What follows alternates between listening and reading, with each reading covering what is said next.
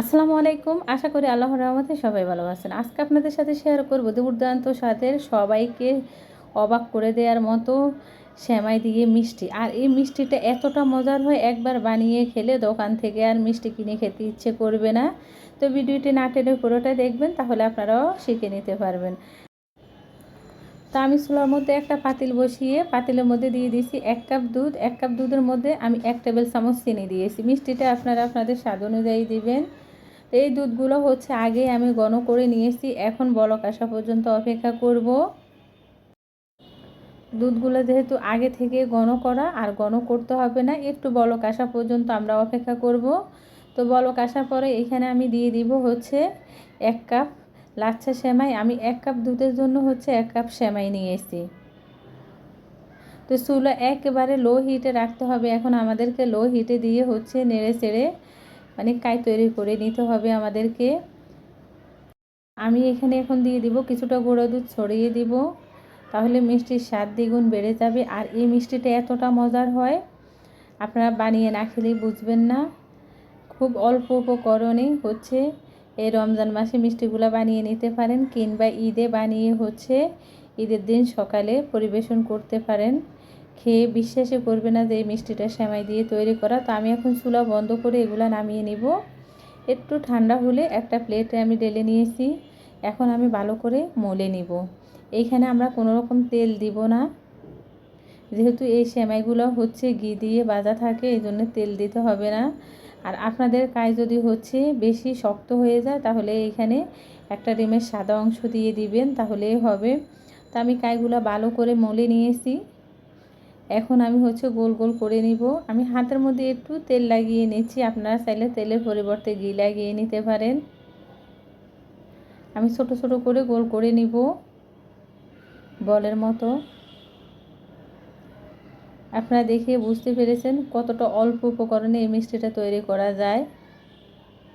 ভালো লাগলে প্লিজ আমার চ্যানেলটি সাবস্ক্রাইব করবেন, লাইক দিবেন, শেয়ার করবেন। আমি একইভাবে হচ্ছে সবগুলো মিষ্টি গোল করে নিব। আর এই মিষ্টিগুলো তৈরি করতে একেবারে অল্প সময় লাগে, কোনো রকম ছানার দরকার হয় না। তো আমি মিষ্টিগুলো সব তৈরি করে নিয়েছি। এখন ওই পাতিলে আমি দিয়ে দিব 1 কাপ দুধ। এই দুধগুলো হচ্ছে আগে থেকে ঘন করা। দিয়ে দিব 1 টেবিল চামচ কনডেন্স মিল্ক। আপনাদের হাতের কাছে যদি কনডেন্স মিল্ক না থাকে, তাহলে হচ্ছে আপনারা এখানে চিনিও দিতে পারবেন। তো মিষ্টির জন্য দুধের শিরা হচ্ছে তৈরি করা হয়ে গেছে। এখন আমি মিষ্টিগুলো দিয়ে দিব। আর আমি হচ্ছে দুধগুলো চুলার মধ্যে বসিয়ে অন্য কাজে গেছি। দুধগুলো হচ্ছে ঘন হয়ে গেছে। অবশ্যই আমাদেরকে খেয়াল রাখতে হবে দুধগুলো যেন পাতলা থাকে, তাহলে খুব ভালোভাবে মিষ্টির মধ্যে দুধগুলো প্রবেশ করবে। আমরা এই দুধের শিরাটা অবশ্যই পাতলা করে তৈরি করব।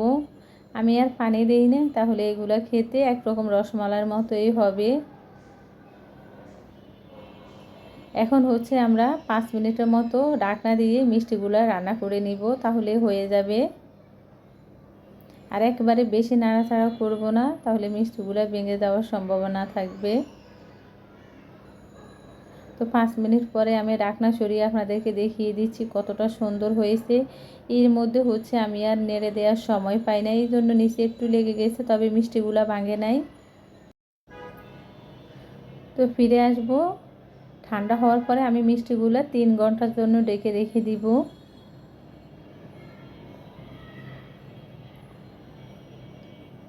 ফিরে আসছি 3 ঘন্টা পরে। এইখান থেকে আমার মেয়ে মিষ্টি খেয়েছে, আর আমি দেখিয়ে দিচ্ছি দুধের যে মালাই কতটা ঘন হয়েছে, আর মিষ্টিগুলো দেখেন কতটা বড় হয়েছে। তা আমি মিষ্টিগুলা মালাই থেকে এখন উঠিয়ে নিব। মাশাআল্লাহ, দেখতে যেমন সুন্দর হয়েছে, খেতেও দারুণ হয়েছে এই মিষ্টিগুলা। আমি হচ্ছে গুঁড়া দুধের মধ্যে হচ্ছে একটু ঘি দিয়ে মাখিয়ে নিচ্ছি। এটা হচ্ছে অপশনাল, গুঁড়া দুধের মধ্যে হচ্ছে কোট করা মিষ্টিগুলো অপশনাল। আমি একটু সুন্দরের জন্য করতেছি, আপনারা হচ্ছে না করলেও হবে, যেহেতু মিষ্টির মালাইটা অনেক ঘন হয়েছে। আমি উপর থেকে একটু গুঁড়া দুধ ছড়িয়ে দিচ্ছি। তো তা আপনারা দেখে বুঝতে পেরেছেন কতটা অল্প উপকরণে আর একেবারে অল্প সময়ের মধ্যে ভীষণ মজার এই মিষ্টিটি তৈরি করা যায়।